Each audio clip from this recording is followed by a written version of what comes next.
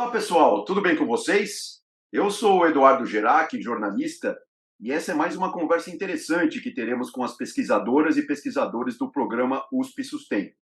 Mas sem mais delongas, vamos direto ao ponto. E o bate-papo hoje vai ser sobre água, vai ser sobre sustentabilidade, vai ser sobre, mas não apenas sobre isso, sobre qual o oceano que queremos. E a sua cidade? Tem muita água também no subsolo? Mas vamos começar então pelo universo oceânico, né? Eu não sei se a Luciana Xavier, pós-doutoranda do programa USP Sustain no Instituto Oceanográfico da USP, concorda, mas a sociedade brasileira nem sempre está de frente para o mar, no sentido mais figurado, vamos assim dizer. E aí, Luciana, que ciência deve entrar em cena, então, nesse contexto? Oi, Eduardo. Olá, ouvintes, e oi para o pessoal que está aqui com a gente na chamada. É um prazer estar aqui com vocês para falar de água. E eu vou ter que concordar com você, Eduardo. A sociedade brasileira passou muito tempo de costas para o mar, né? A gente ficou muito tempo olhando para o norte, para a Amazônia, para o interior do país, que era uma fronteira a ser desbravada, que a gente chegou pelo mar e foi migrando para dentro. E isso fez com que a sociedade como um todo ficasse distante do oceano. E mesmo as pessoas que estão mais próximas, às vezes geograficamente, que têm uma relação maior com o oceano, ficam ali pela beirinha e não se aprofundam muito, não entendem muito o que é o oceano e a importância dele para a gente. Mas nos últimos anos, no Brasil e no mundo, esse quadro vem mudando e a ciência tem um papel fundamental nesse processo, né? O oceano é um corpo imenso, cobre a maior parte do nosso planeta, a água do oceano, e ainda a gente sabe pouco sobre o que tem no fundo do mar. A gente conhece mais a Lua do que o oceano. Então a gente tem muito o que descobrir, e é apenas conhecendo o oceano e todos os problemas que ele enfrenta que a gente vai conseguir fazer uma gestão mais sustentável, pensar em opções que não degradem esse ambiente. Em 2021, começou o que a gente está chamando de Década da Ciência Oceânica para o Desenvolvimento Sustentável, promovida pela Organização das Nações Unidas. Então, essa década ela vai até 2030 e ela tem como objetivo gerar conhecimento de alta qualidade para apoiar o desenvolvimento de políticas baseadas em evidência que ajudem a enfrentar os desafios que a gente vê hoje, como as mudanças climáticas, a poluição dos mares, a perda da biodiversidade. Então, a década é uma grande oportunidade e é um chamado para a academia, para os cientistas, para construir, junto com a sociedade, a ciência que precisamos para o oceano que queremos. E essa ciência ela tem algumas características que eu considero essenciais para ser aí mais, como você falou, inclusiva, acessível, democrática, transformadora e com maior potencial de responder aos problemas da sociedade com relação ao oceano. Então vamos lá. Em primeiro lugar, é É urgente que exatamente haja. isso que eu ia te perguntar, né? Como fazer, né? Como botar a mão na É, massa.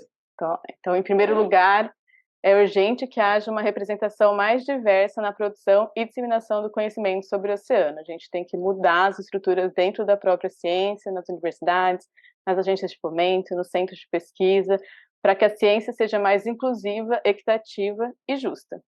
A ciência do oceano ela tem que ser democrática e acessível a todas as pessoas, independente aí do gênero, origem ou estado social. Em segundo lugar, eu acho que ela tem que ir além das barreiras da academia e se tornar o que a gente chama mais transdisciplinar. Então, além de integrar diferentes disciplinas, como as ciências naturais, biológicas, exatas e sociais, ela também tem que dialogar e trabalhar a produção do conhecimento junto com outros sistemas de conhecimento, como o das comunidades locais e dos povos tradicionais que sabem muito sobre o que está acontecendo, sobre o que tem e sobre soluções para os problemas do oceano. É só trazendo mais gente que a gente vai ter a diversidade que a gente precisa para entender esses problemas e pensar em soluções inovadoras.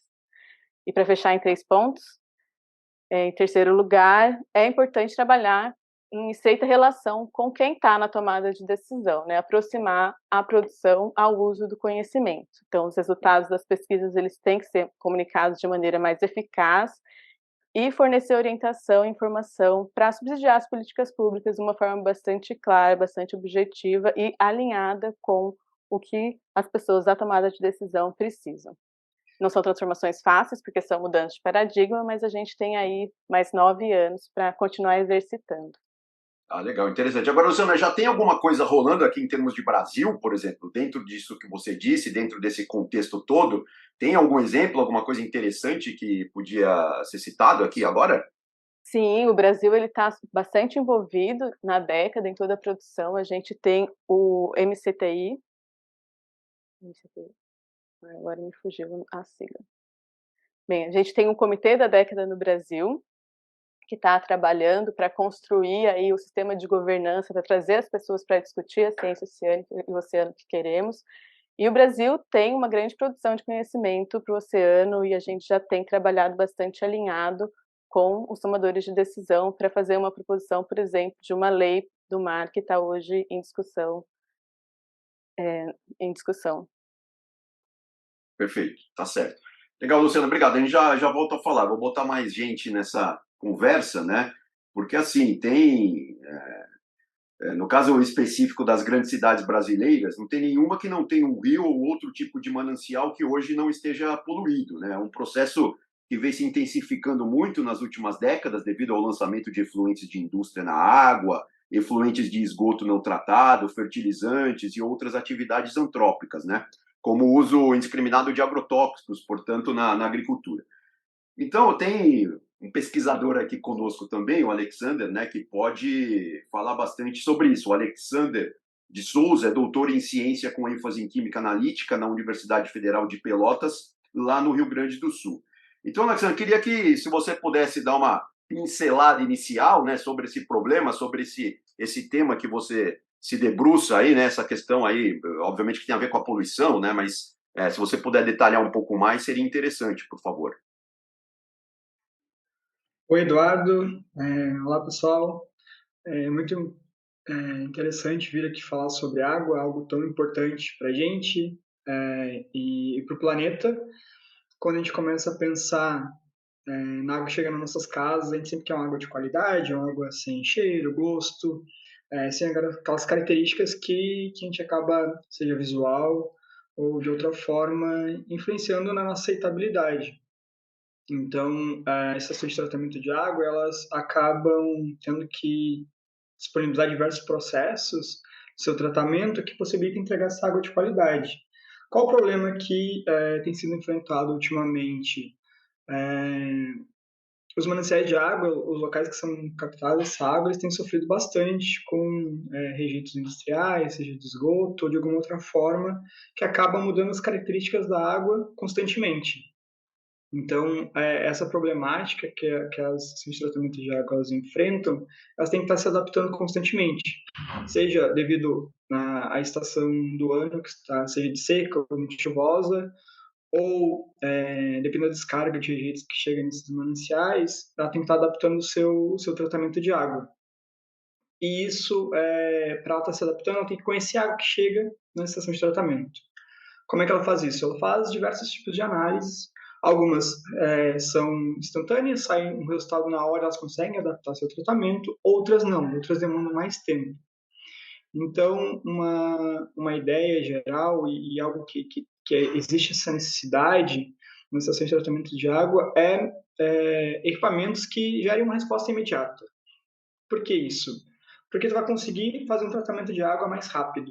Então, tu vai conseguir aumentar ou diminuir insumos no tratamento. Com isso, tu consegue, então, reduzir gastos que vão refletir diretamente na população. Então, na conta de água que chega, o custo da água que é cobrado, quando tu tem essa ação imediata, tu consegue diminuir gastos. E isso reflete diretamente na conta de água.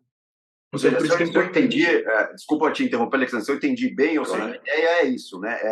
Obviamente usar a ciência, usar a tecnologia para entender melhor o problema, né? Ou seja, para conseguir ali avançar e ter uma resposta, né? Um pouco mais rápida, né? Um pouco mais efetiva do problema realmente que está ali naquela região, naquela comunidade, naquela cidade, enfim, né? Isso é o pano de fundo aí, né? Do que você tá dizendo para a gente.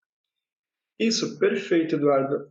A ideia é essa, que consiga entregar para a população uma água de qualidade com custo mais baixo. Então, a gente tem que entender todo o processo da água que chega nessa ETA para entregar uma água de qualidade e com custo menor também. Com custo menor, a gente consegue, então, abranger uma maior área de entrega dessa água.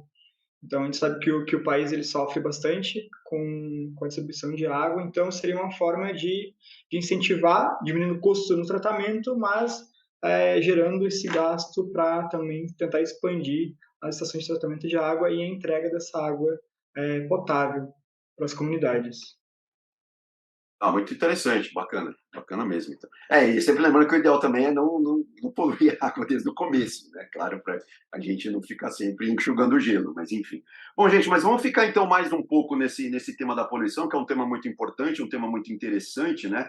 Mas agora vamos colocar um novo prisma aí nessa nossa roda de conversa aqui. A Ana Paula Pereira Carvalho, que é pós-doutoranda no programa USP Sustem, ela que é ligada lá à Faculdade de Zootecnia e Engenharia de Alimentos da USP, que fica lá em Pirassununga, está mais focada, né, se eu entendi bem, né, Ana Paula, do seu projeto de pesquisa, na questão do reuso de determinados efluentes, não é isso? Ou estou errado? Explica para a gente, por favor, um pouco aí desse seu foco na pesquisa.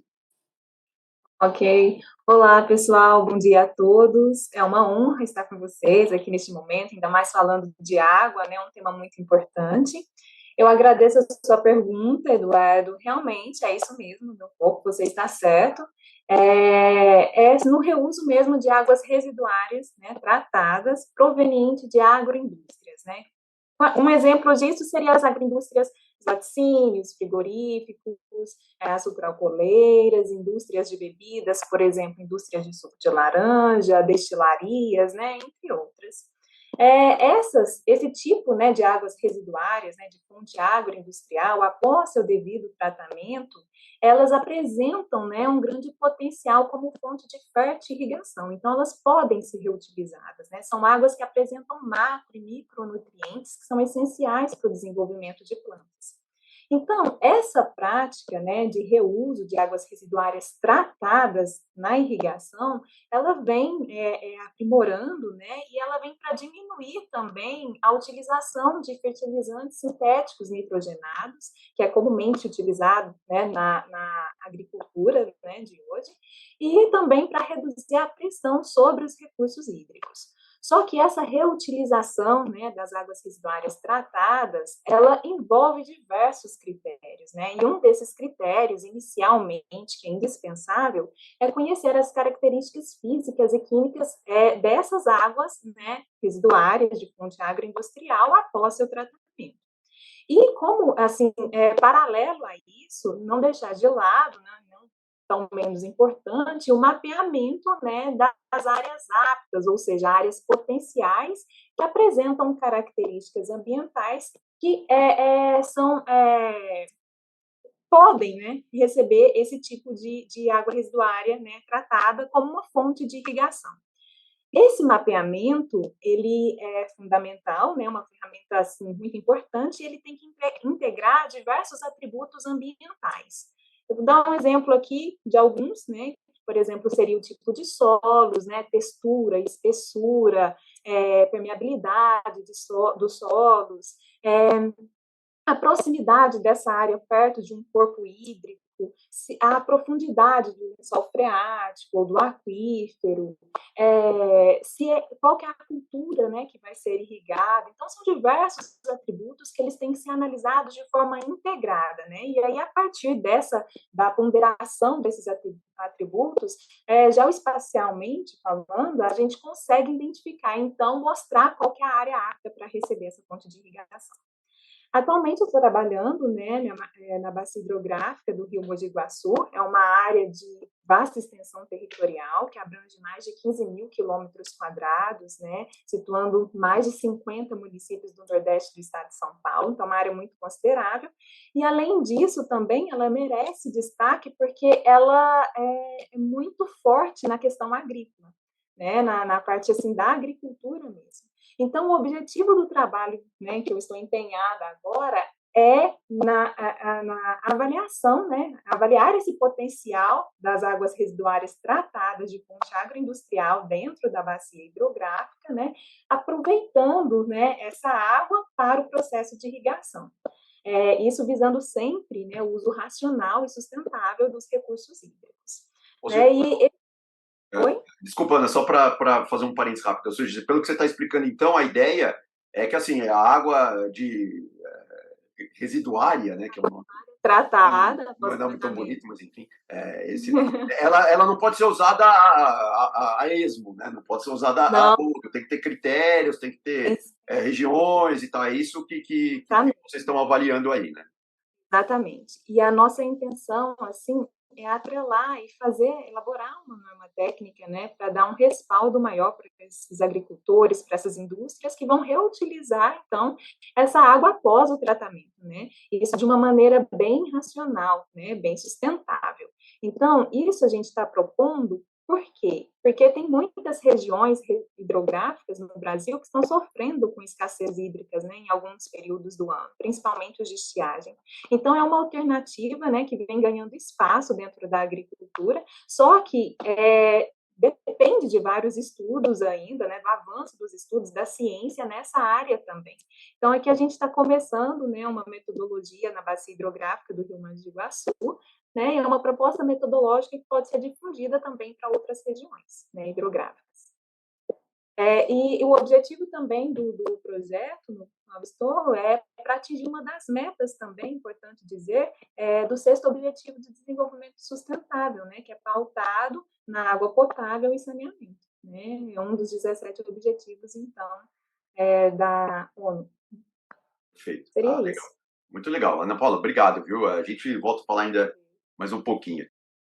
Bom, gente, então vamos ficar aí um pouco num assunto ainda da poluição, né? Afinal de contas, é um tema importante. A gente já falou aí de poluição de mananciais, de efluentes, enfim. Então vamos trazer agora também para a nossa conversa, né, a engenheira ambiental Miriam Nis, ela que também é aluna de pós-doutorado aí do USP Sustem. E ela também tem um projeto muito interessante que tem a ver com o setor agrícola e também com o setor industrial. É isso, Miriam? Por favor. É isso mesmo, Eduardo. Muito obrigada. Olá a todos. Olá a todos os ouvintes, pessoal que está aqui. Primeiro, queria agradecer o convite, né, de estar participando aqui desse podcast. Fico muito feliz de sair do laboratório um pouquinho para me conectar aí com pessoas de diferentes áreas, né? Eu acho importantíssimo esse tipo de iniciativa, né, onde a gente faz um pouco de divulgação científica para além dos artigos que a gente escreve, né? Então, sou uma grande entusiasta desse tipo de divulgação, desse tipo de comunicação.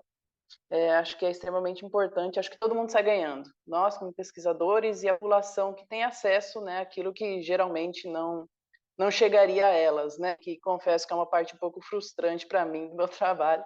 Então, eu fico muito feliz de participar de iniciativas desse jeito.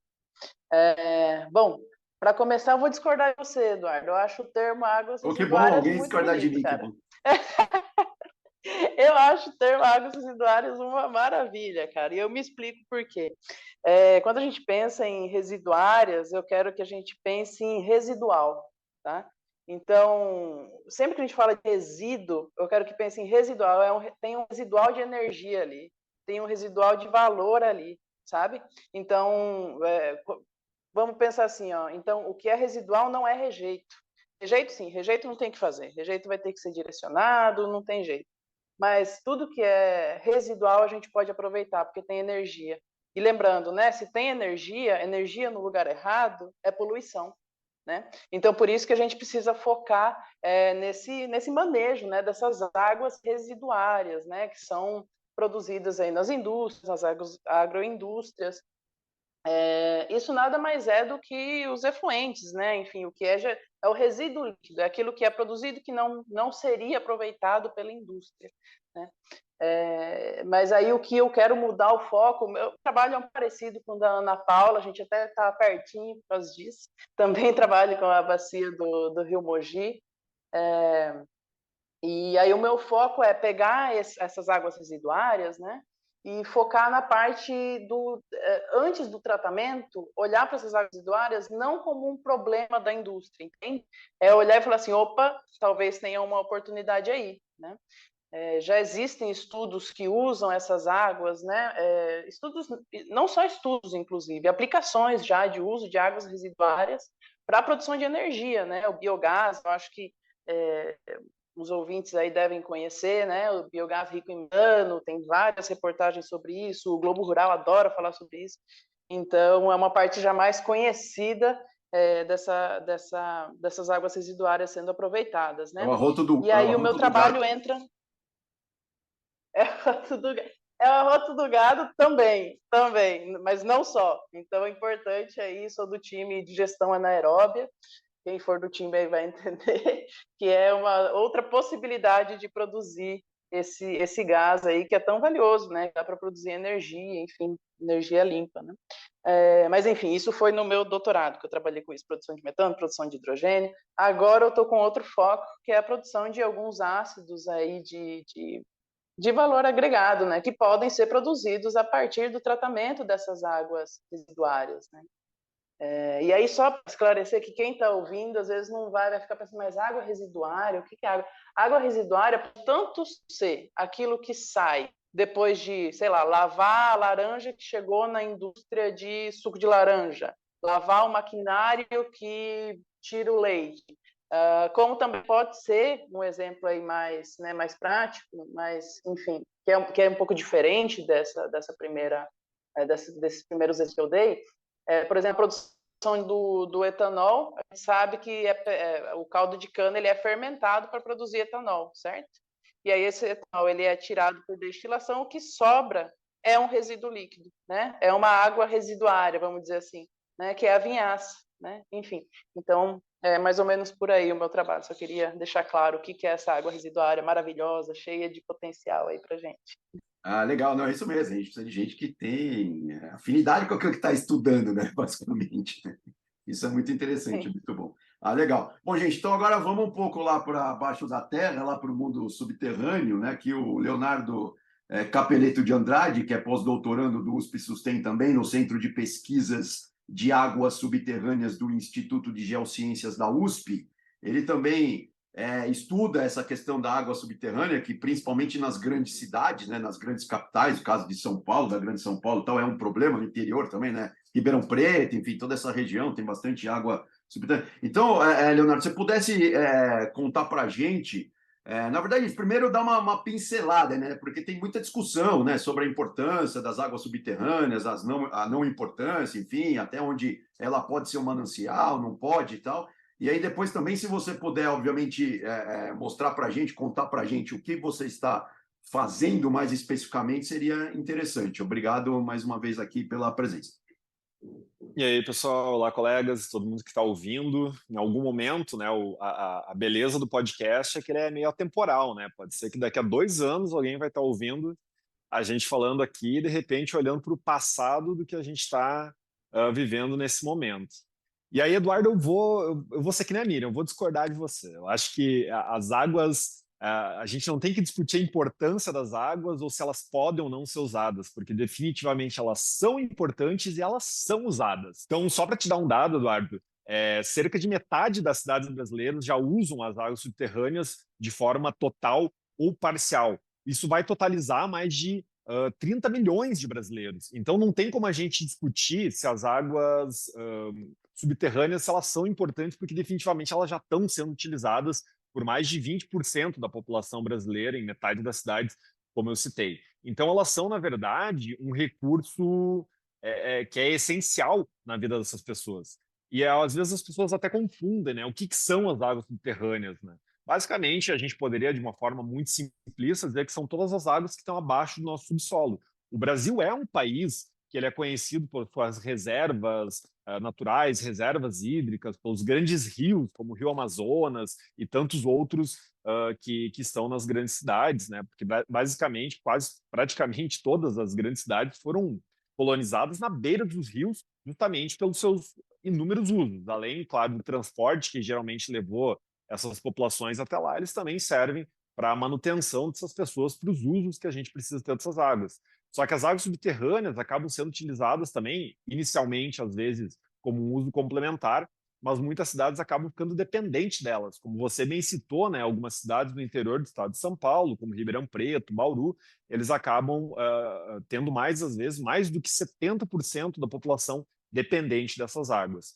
E justamente, como eu estava citando, um dos grandes usos das águas subterrâneas, os grandes benefícios, é que elas são uma reserva muito confiável, elas sofrem muito menos o efeito das grandes crises que a Ana citou agora há pouco. Então, elas são uma reserva mais estável. Só que, justamente, né, um dos grandes desafios é a gente manter essa segurança hídrica, manter essa segurança hídrica para as atuais e também para as futuras gerações, evitando, né, por exemplo, crises hídricas futuras. E aí também, só para citar um dado, um tema da Unesco de 2022, que foi justamente fazer o invisível visível. Porque como a gente não vê a água subterrânea, a gente vê as árvores, a gente vê os rios, mas a gente não vê essa água, exceto quando ela começa a sair pelas torneiras. E a gente tem a sensação de que ou ela é inesgotável, afinal de contas, você abre a torneira, sai água o tempo inteiro, mas em muitas cidades, claro, né, que justamente por esse grande uso, começa a ter um certo risco de queda de nível. Só que é importante destacar que isso é um risco potencial futuro. Isso não significa que a gente tem que parar de usar essas águas. A gente nem tem como fazer isso, visto que, como, né, ressaltando, 1/3 da população brasileira já usa e depende dessas águas. E, além disso, é importante destacar que não é apenas o uso da pessoa quando ela abre essa torneira e sai essa água subterrânea. As águas subterrâneas estão lá na agroindústria, que a Miriam e a Ana falaram, elas são muito utilizadas, por exemplo, nos pivôs centrais, em outros usos, qualquer uso que necessite de uma grande quantidade de água e água em boa qualidade. Então, nas bebidas, nas indústrias, nos hotéis, às vezes até na lavagem de carro e outros usos que acabam ficando dependentes dessas águas para que a gente sobreviva, né? E a gente possa usar de diferentes modos. Agora, Leonardo, esse é um debate que tem no mundo inteiro, né? Enfim, várias cidades do mundo, vários países usam, né, água subterrânea, né? Isso hoje é uma realidade mundial, né? Uhum. Exato, Eduardo. Não é o Brasil não é o único país que faz isso. Isso até surpreende muita gente quando a gente fala que o Brasil é tão dependente de águas subterrâneas. Afinal de contas, quando a gente pensa em águas subterrâneas, a gente está cavando um poço, né, um poço tubular, que é o vulgo conhecido como poço artesiano. Para você ter ideia, aqui na cidade de Bauru, os poços que abastecem as cidades, eles estão a mais de 250 metros de profundidade. Você imagina o quão longe que a gente vai buscando água, né? Quase, e alguns poços podem ser ainda mais profundos que isso. E a gente pensa que a gente tem que buscar água tão longe quando falta água, como, por exemplo, no Oriente Médio ou em alguns países onde falta água. Mas muitos países usam essas águas, só que, Eduardo, tem uma coisa que é curiosa. A gente usa muita água como os outros países, mas há mais de 50 anos, alguns desses países, por vezes vistos como mais desenvolvidos, Canadá, Estados Unidos, vários países da Europa, eles fazem também a recarga desses aquíferos. Não apenas tiram a água, mas colocam de volta. E esse é o grande desafio das nossas pesquisas aqui na USP, da minha pesquisa de pós-doutorado, que é tentar buscar uma solução para implementar isso. Para você ter ideia, o Brasil já tem uma legislação, já tem algumas resoluções que citam essa recarga artificial, como é citada na legislação, né? Ou no termo um pouco mais técnico, a recarga manejada desses aquíferos, para a gente justamente conseguir manter esse nível dos aquíferos e essa qualidade, é claro, né? E a gente pode fazer isso de vários modos, ou utilizando a água das chuvas, que acabam causando alagamentos aqui, né, em São Paulo a cada chuva. Ou mesmo, né, água de rios de uma forma tratada, ou ainda, e não estou inventando coisas, né, já é utilizado em muitos países fazer o tratamento de águas residuárias, como disse a Miriam, como disse a Luciana, usando processos de tratamento, como disse o Alexandre, para evitar que a gente acabe utilizando apenas um tratamento ou que essas águas escorram depois e poluam lá o mar que a Luciana falou agora há pouco. Então, as águas subterrâneas estão totalmente conectadas a tudo isso e a gente precisa garantir essa segurança hídrica. Pô, legal, Leonardo, muito bom. Realmente é um assunto bem interessante, né, e bem dinâmico, vamos dizer assim como todos os outros, né? Então, gente, assim, como cada um já falou um pouco sobre o seu projeto, sobre o seu ponto de vista, aquilo que está se debruçando e tal, agora a gente está já chegando perto aí do nosso limite de tempo, né? Assim, para não ficar uma coisa muito, muito extensa e tal, para as pessoas conseguirem absorver bem aí tudo que a gente está debatendo aqui, discutindo.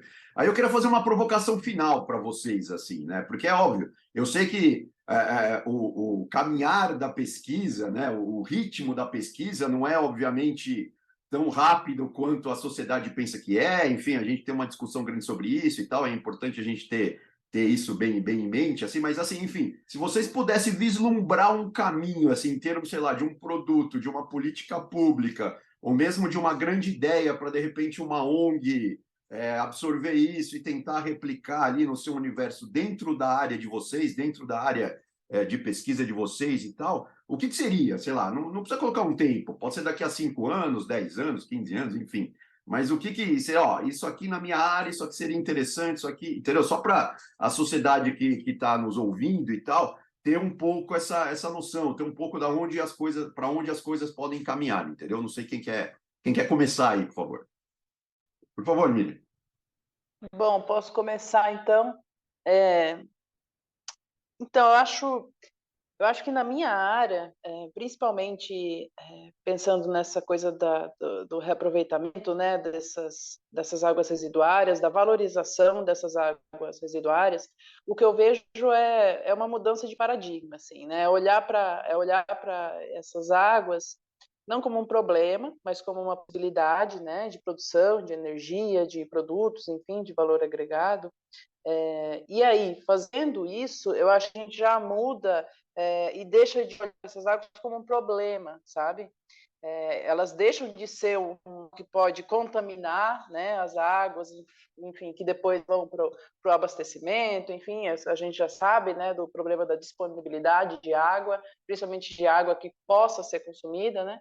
Então, eu entendo que a minha pesquisa vai por esse viés, sabe? É o desenvolvimento de tecnologia, mas principalmente, não só da tecnologia em si, mas da visão dessas águas residuárias, né? Então, mudar isso e tentar aplicar isso numa dinâmica de produção mais limpa, né? Então, direcionar essas águas que têm, né, um residual energético que pode ser aproveitado e, assim, né, minimizar ou até mesmo acabar com qualquer risco de poluição que possa acontecer com esse bem, né, tão valoroso que é a água.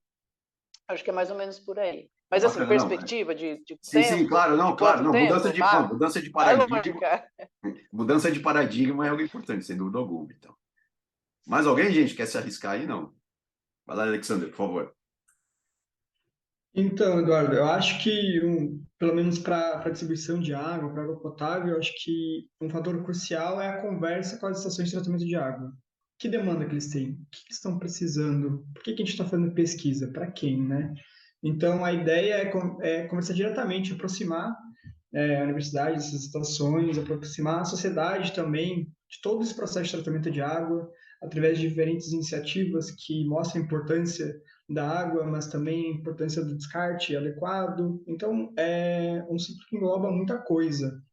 Então, essa conversa mais próxima com as estações de tratamento de águas é muito importante, até porque nos últimos anos, diversos compostos emergentes estão surgindo, que ainda não tem estudo, que as ETAs não estão preparadas ainda para estar tratando essa água do jeito que ela está chegando. Então, discussões sobre onde a gente pode melhorar o tratamento e de que forma a gente consegue distribuir de forma mais eficiente essa água potável. Então, como é que a gente consegue melhorar todo esse sistema para que todo mundo tenha um acesso de água de qualidade, que acho que é uma busca também incessante nos últimos tempos.